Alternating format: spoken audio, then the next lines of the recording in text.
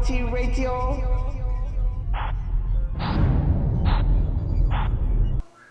Hello and welcome to this brand new edition of 5 Round MMA. My name is Alex Ramirez alongside my co-hosts Guillermo Cita and Albert Cita.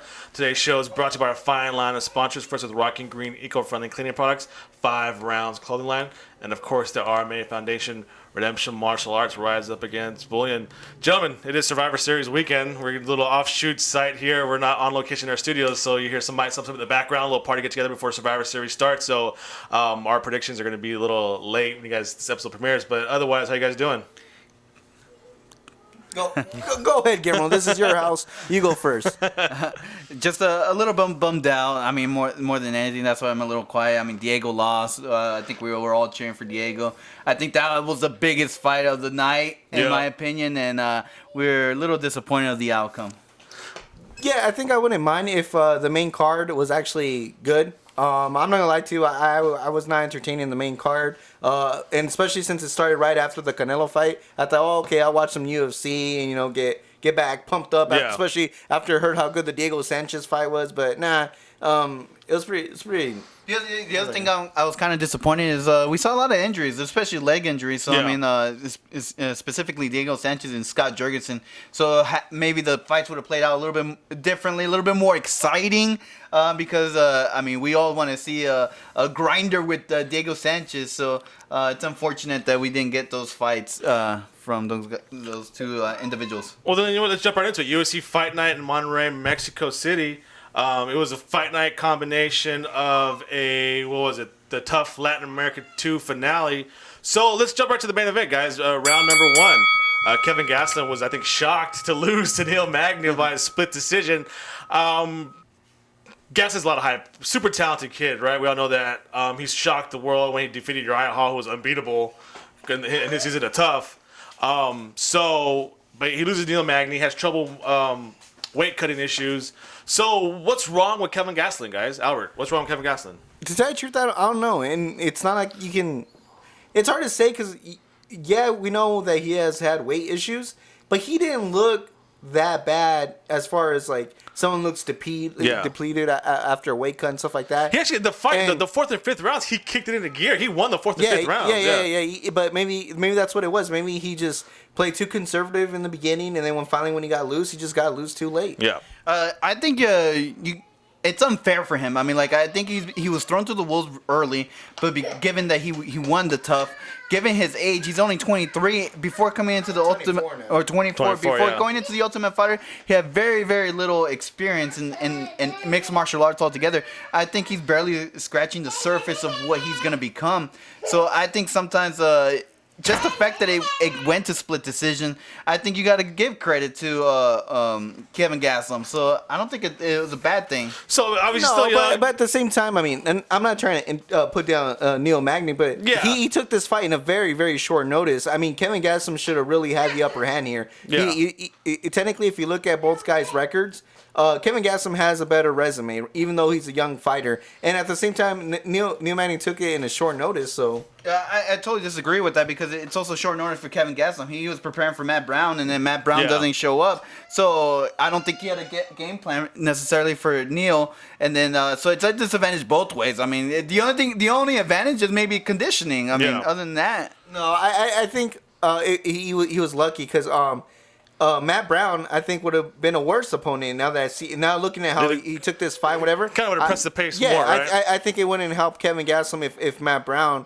was actually his opponent. And with that said, maybe he just got too successful too early. Because I would like to see him fight a couple more mid-card guys before I see him back in the top tier. Well, I think he exploded so... And it could be just the fact that this was his first fight back at welterweight. Maybe he needs to get accustomed to the weight again. But then at that, so he stay at middleweight or what? Or is he one of those guys who belongs at 160 as opposed to 170, 180? Yeah, I totally agree. I think he's in between weight classes, but I think at welterweight he should be good.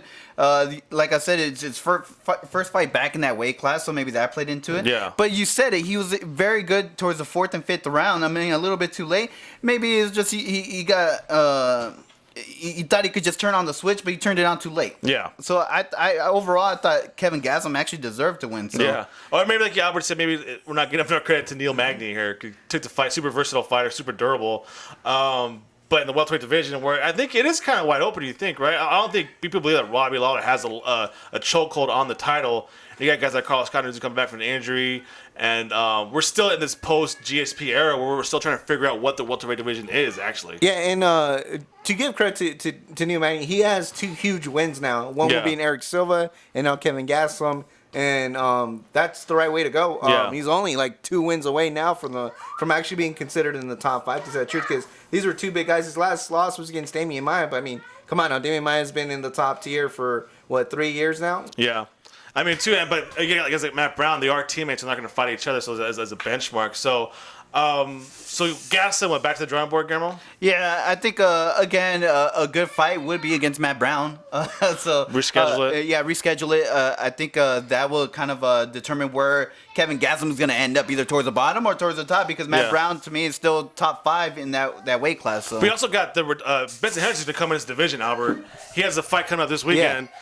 That's another guy who's maybe a tidal wave, or maybe throw some ripples in the waves here. So Kevin Gastelum really can't afford these setbacks, can he? No, and to tell the truth, even though Benson Harrison still hasn't fought, that would actually be a pretty good matchup for both of them. Yeah. One, because Ben Henderson will face someone in the maybe a little bit heavier in the weight class to show if he really if there's really a big disadvantage for him to be in that weight class. Yeah. And at the same time, though, we'll see if Kevin Gastelum still has that fighting spirit, because you're fighting a former champion. Yeah, if that happens, because Benson Henderson be in Korea fighting. Jorge Masvidal. So. Yeah, but at the same time, there's still a bunch of other people. I mean, you can even give him Tariq Safadine if they tell you the truth. Yeah. And we can see as far as improvements, there's still Rick Story. I wouldn't give him Gunnar Nelson, but where's Jake Shields when you need him, man? Bring him back in so Kevin Gastelum can wrestle him down. All right, Saturday night's co-main event was a featherweight bout between Ricardo Lamas and Diego Sanchez, who was making his 4th debut in a new weight class. He's fought at middleweight, welterweight, lightweight, now featherweight. I'm a Diego Sanchez fan. I'm a big fan of his, but I'm going to say that this debut didn't really go as well as it probably, I don't think it had any chance to go well. He's kind of resided to this brawl for all type of style where he's constantly being outclassed and outshined by his opponent fighter, but yeah, he gets caught in these brawls that he has a shot to win. Albert, so just thoughts on Diego. Can he continue this brawl for all type of style? I think as long as he's not getting KO'd, because I think that's when people actually start worrying, when people are losing in devastating fashion. You know what I mean? Like Chuck Liddell, those vicious knockouts, I think anybody, I mean, you don't even have to be a doctor and know, like, this is not healthy for the fighter. Yeah. He's been getting bloodied up, but he hasn't been getting knocked out or I mean, for crying out loud, this fight went to decision with him having a bad foot. Yeah. So it's not, he got beat and whatever, but at the same time, he stuck it out all 3 rounds. And what's more important is he is probably one of the biggest, greatest entertainers as far as fighters the UFC has. I mean, he doesn't have a boring fight, and I think in all his record. But again, this pattern is like no matter who he's fighting, the guy's outstriking him, they're out grappling him. But it's when he lures him into this brawl that he kind of has a shot. But is that really a way to strategize a win? You know what? I'm confident that he actually has a resurgence here at the featherweight division. Really? I know he lost. Yeah. But Ricardo Lamas threw the kitchen sink at this guy, and it never once did I fear that Diego was going to tap out. Was he going to get knocked out? Compared to where he was fighting in the higher weight class, where I felt it was one punch away, and he was going to get a devastating knockout. I felt he was more in danger at these higher weight classes. Yeah. I felt the advantage that Diego Sanchez has at the lower division is also, it seemed like... He looked a lot bigger than Ricardo Lamas. Exactly, and it looked like he had power. Yeah. So towards the end, I actually thought Diego might pull off the upset. The way the fight was going, but had it not been for the leg injury, maybe we would have seen a different fight. I think we got to take that into consideration. He's only 33 years old, and so is Ricardo Lamas. But Ricardo Lamas is more of a natural featherweight than Diego is. But that's the thing. I think it's gonna prolong his career staying at featherweight. Yeah. And I think we're also cutting Lamas short. I mean, Lamas was a former contender for the belt. Yeah. It's not like he fought some mid-card level guy or some young kid or whatever. No, Lamas has established himself as one of the top 5 guys in this division. And if he can go to the division with one of the top 5 guys in your division. With 1 foot. Yeah, with 1 foot. I mean, that's not really a good benchmark to say, hey, maybe you should walk away. Yeah. I think he should give it at least 2 more fights to really see where he's at in this division. I mean, if it repeats itself twice, maybe that's it. But I think the featherweight division is kind of top heavy, right? You got the Ricardo Lamas, you got the Chad Mendez's, you got the obviously Conor McGregor, all that stuff. So what's in that guy Diego can fight? Maybe not in the top 5, but because he said I want to come in division, I want to prove I could, I'm a contender here. Give me one of the top 5. So we got Ricardo Lamas. Well, what's funny is Dennis Bermudez? You know who else is in this division? Who? Clay Guida, and we had a spectacular fight last time. Clay Guida and Diego Sanchez met. And the argument could be made that Clay Guida was the one that has made the most improvements since their fight. Oh, so, I think I agree with that. Yeah, so, for them to match up wouldn't be a ridiculous idea if you really think about it. Or how about, I just blew my own mind right now. How about Dennis Bermudez versus Diego Sanchez? The 2 guys that just like to brawl, that would be a beautiful matchup as well. Almost like when they said... either Clay Guida, Dennis Bermudez, even Jeremy Stevens, who was heavy-handed and found a resurgent in this weight class as well. Yeah, but also, I think Ricardo Lamas coming into this fight saying, this fight doesn't really make sense for me because I'm in the top 5 in the division. So if I beat Diego Sanchez, what happens to me now? And obviously now he's getting criticized. Well, how come he couldn't finish him? He's fighting too smart. He's doing this and that, but he couldn't finish Diego Sanchez. So Guillermo, does this hurt Ricardo Lamas? He was able to finish Diego? No, I think it's a good thing. I mean, he should have finished. Especially, it seemed like Diego gave him the openings to finish the fight, but he didn't. The other thing is, I think.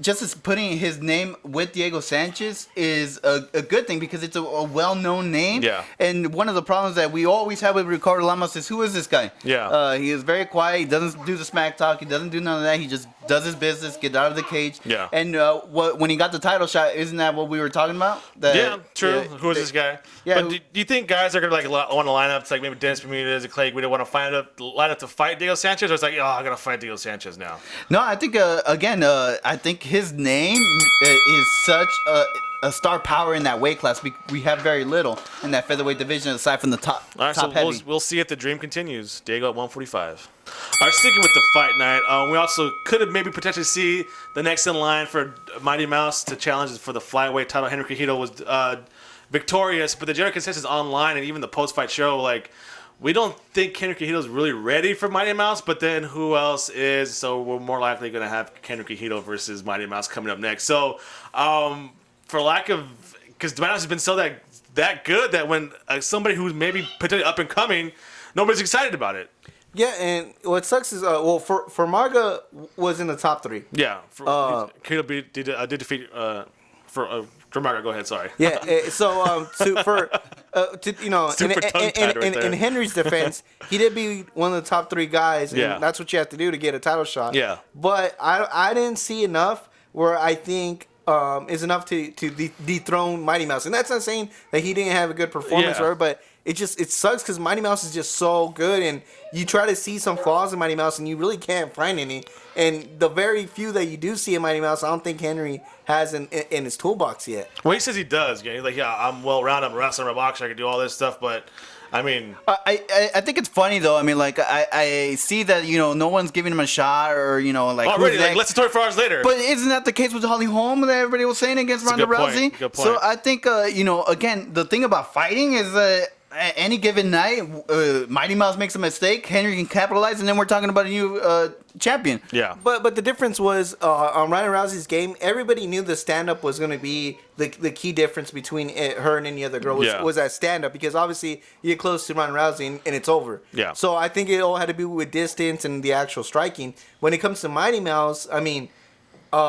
if you want to make the argument that Henry's wrestling is going to be the difference maker in Mighty Mouse, that's a hard pill to swallow if you really think about it, because Mighty Mouse's wrestling is just as good. Yeah, but I'm not trying to say with the technical side of it. I'm just saying that I think Henry deserved it. The whole point is to get to this championship match. I mean, just because he played it safe and but he's getting these victories. Yeah. So he's earned his spot to fight Mighty Mouse. Well, yeah. So I think instead of saying he's not ready ready or whatever, he's earned his shot. Yeah. That's all I'm saying. He's earned his shot. Whether what he does with it, whether Yeah. he's successful or not, that's a different topic, opinion. But I mean, like, I think he does deserve Mighty Mouse next. But it was kind of funny, like even leading to the bout, Brian Stan and John Anik tried to sell it as a no more contenders bout. They had Mighty Mouse there at the stand, and in the crowd watching it, and they're like, yeah, well, this is potentially the challenge, Mighty Mouse. But even as the fight went on, they're like, okay, well, Cojido wins, Formiga loses, but like I don't think this is gonna happen. Yeah. And I mean, after Twitter, Cojido's good, but like, does anybody actually see a shot against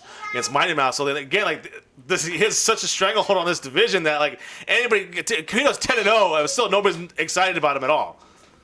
Going back to the Cojido Mighty Mouse matchup, if they do this matchup and Mighty Mouse ends up winning, there has to be only super fights left for him. Just close the division. Yeah, I mean, just strip him like you're just too good. Give me the belt. I would rather see him versus T.J.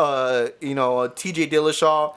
And maybe even put somebody else that can probably make a super fight in that division. I mean, if Hannon Barao is up for a super fight with them, I would love to see that as well. Is Mighty Mouse one fight away from completely clearing out the flyweight division? I totally agree. I mean, like, at this point, who is there at this weight class? I think if you're Dana White, you force Mighty Mouse to move up. Yeah. I wouldn't say force. But strongly advise him. I would strongly advise him, or you got to give him that super fight. I mean, this is the only time you can have two champions versus champions. Yeah. And the weight shouldn't be that big of an issue just because Mighty Mouse has fought in T.J. Dillashaw's in the bantamweight division. Yeah. And he did have success in the bantamweight division. No, I think Dana White has to force this guy. I mean, take away his belt or what? Well, that's the punishment. I mean, like, if he doesn't go up, strip him of the belt. I think. Well, if that was the case, he would have done that to Anderson Silva a long time ago. Because technically, before he faced Chris Weidman, he technically cleared out the division. It was just so happens that Chris Weidman came just when the division was about to be cleaned up. Yeah, but then nobody give Chris Weidman a shot, and look what happened. Exactly, he beat him twice. true. So like to Guillermo's point, put him in there, and you never know what can happen. I would make the same argument like we made before Tole Holmes, which was with Anderson Silva, he was an amazing striker, but we knew that ground game wasn't necessarily there because he got exposed by Chael Sonnen and Chris Weidman. When we were watching him, he potentially again.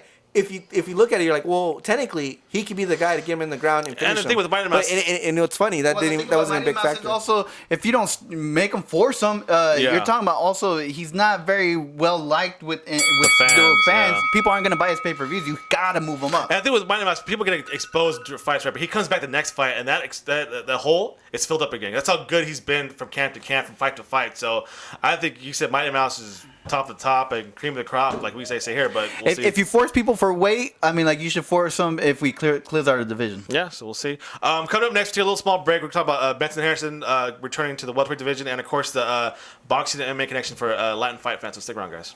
All right, welcome back. Thanks for sticking around for that short little break. So round 4 is going to be talking about Benson Harrison, who's fighting this Saturday, in Seoul, South Korea. He should have fought 2 weeks ago or like a month ago or something like that. Yeah, my timing. This round's going to be the timing of this. It's going to be the weekend of Thanksgiving. It's going to be in Korea, and here in the United States, it's going to start at 5 o'clock in the morning. Like I think on the West Coast anyway. So I'll be watching. So super early start time for arguably who could have been Marbiez, one of the UFC's biggest stars.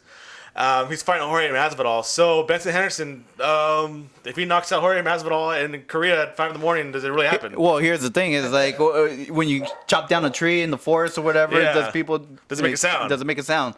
Yes. This guy will make a sound. I mean, Benson Henderson will make sure that people know. Wake up Saturday and see. Yeah, and he'll be calling Dana White the next day and was like, "What? I'll fight next week if I have to." But that's the thing I like about Benson Henderson. So you will know that he win. Yeah, Albert. Benson Henderson, second bout welterweight, right? Yeah, this is the second bout in welterweight. The first time around, he did super good, even though Brandon Thatcher made him look so small. Like, I used to think that Benson Henderson was pretty big for his division, but then when you see him in the welterweight, you're like, wow, I can see why he was going in the lightweight division. But nevertheless, he defeated Brandon Thatcher in a very impressive way, and now he gets I wouldn't say a step up, maybe a lateral move in the welterweight division. but it's still a good matchup being Mastavel, which because you have to see where he's at in the welterweight division as far as size wise, and before you give him one of these animals in the welterweight division. I mean, you got Tyrone Woodley, who's probably a giant. Roy McDonald. I don't know. Was it originally supposed to be Masvidal? He's filling in, right? Who was Benson's original opponent? I think somebody got hurt. Yeah, it was supposed to be Diego Alves, which would have been like that's what it was. Yeah, which would have been a vicious matchup, I think. Fight, so yeah, it would have been a super good fight, I think, and I think it wouldn't even win all full rounds. But nonetheless, I think it was a lot. That's why I said this is a lot of move from Brandon Thatcher. Yeah. If it was Diego Alves, I think it would have been a little bit higher. Not saying because Diego Alves is up there in the rankings. Yeah. It's just that he's a named opponent in the welterweight division. I think what, in my opinion, what's hurting Benson Henderson is that he's not really saying he's all in at welterweight. I'm gonna attack this division. I'm gonna, I want the belt. He's kind of like dipping his feet in it, I think, anyways.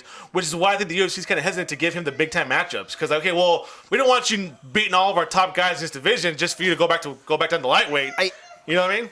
Yeah, and at the same time, he does have to reestablish himself. Yeah. Because in the lightweight, if you look at the people that are up as far as the top three and the people top contenders, there's people that he already faced. Yeah. I mean, Donald Cerrone being one of them, the other one being Dos Anjos, and then you got Anthony Pettis. So he kind of does have to reestablish himself a little bit because I think it hurts him more if you really think about it. If he were to fight in lightweight and lose to someone that wasn't in the top three, if you really think about it. Yeah.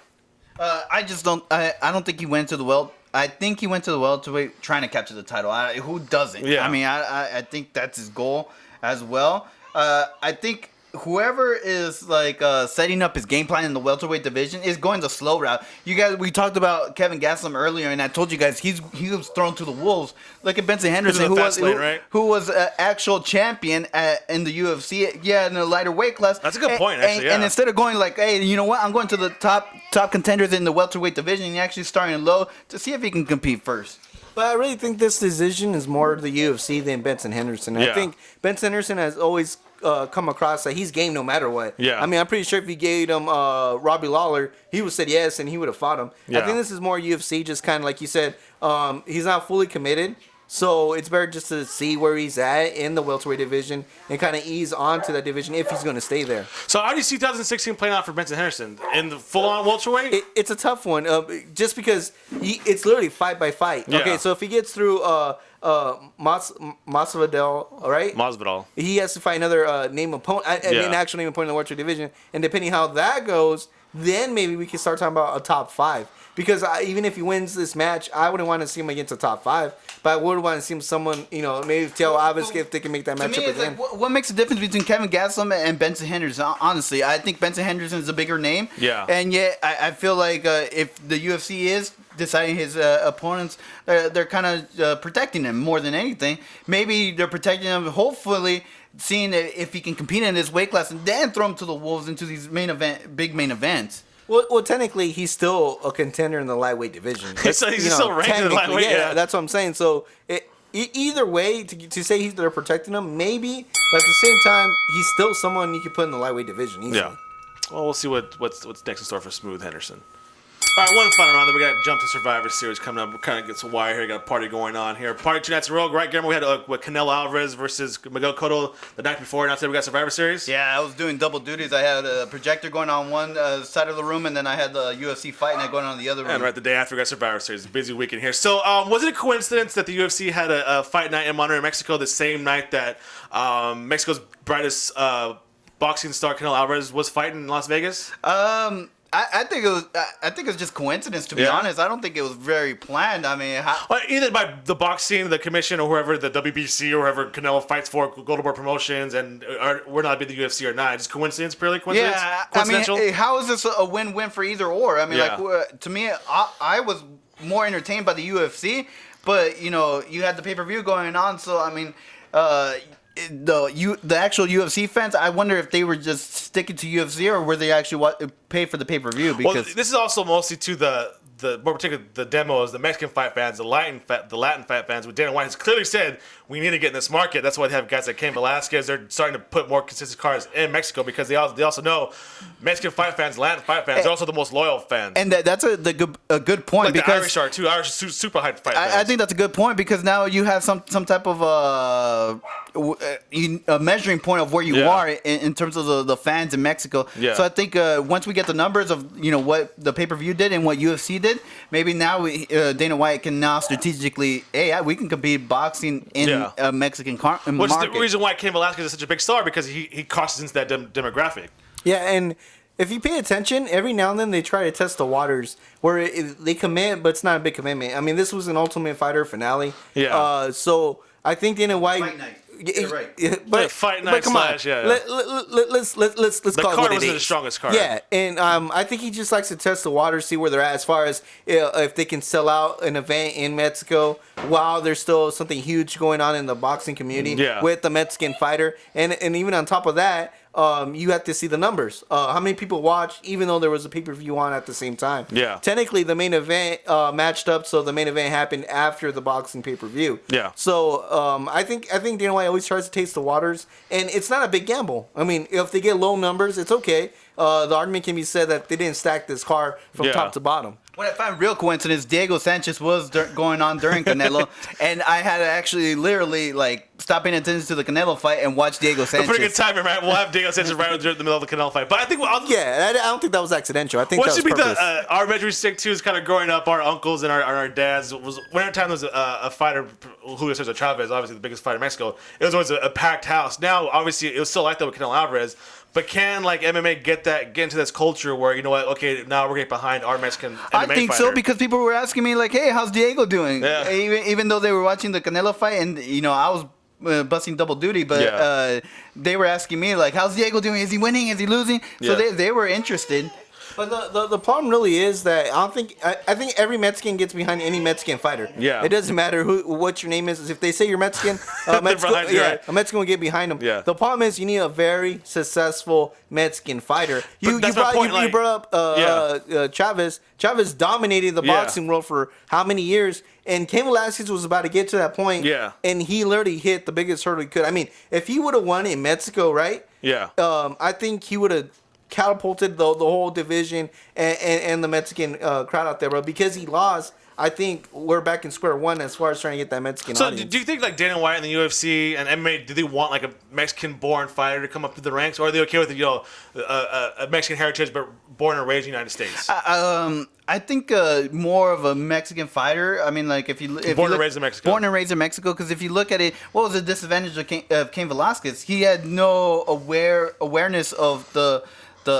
altitude of Mexico City compared to I felt so emotion from El Goyito, and I felt the emotion coming from the fans as well. I mean, I thought that played great. Now, if they had something like El Goyito, actual champion, I think it would skyrocket. And his whole mask thing, I think it's great. Yeah. So I think if he was just the champion, it would establish what Dana White is trying to establish in Mexico. Yeah. And MMA is still a relatively new sport in Mexico. You know how many gyms you hear in Mexico that are MMA? Tons of boxing clubs throughout the country. I mean, how many Mexican boxers are there fighting right now, whether it be on Canelo status or even lower than that? But it's time for the sport to get into the country and into the culture. For maybe a couple of years from now, the generation say, you know what, these kids grew up practicing MMA, jiu-jitsu, as opposed to just boxing.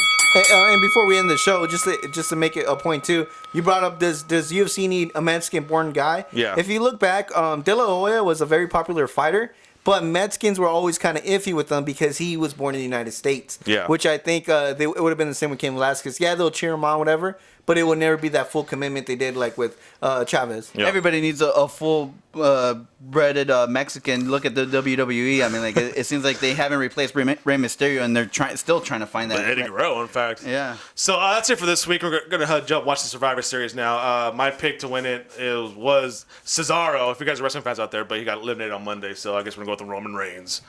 Oh, I don't even care. You don't even care? Honestly, I'm so upset. I hope Sheamus cashes in and he can be the champion. That's I don't care. a good one, actually. See what happens. Or Bray Wyatt comes in out of nowhere and he gets inserted into the main event there. We have that whole Hulk Hogan and Yokozuna scenario again, where like Leg, WrestleMania it had 9, nothing right? to do with anything, but somehow WrestleMania 9. he still faced for the belt and won it. All right. So, until then, make sure to follow us on Twitter and Instagram at 5RoundMMA. Like us on Facebook. Subscribe to us on iTunes, YouTube, and Podomatic. And please visit 5RoundMMA.com. A big thank you to all of our sponsors with Fightbook MMA.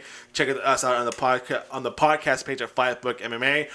Big thank you to Rocking Green eco-friendly cleaner products, 5 Rounds clothing line, and of course the RMF Nation Redemption Martial Arts. And happy Thanksgiving, everyone. Thanks for listening. Oh yeah, the cream of the crop. You are now listening to FRMMA Radio.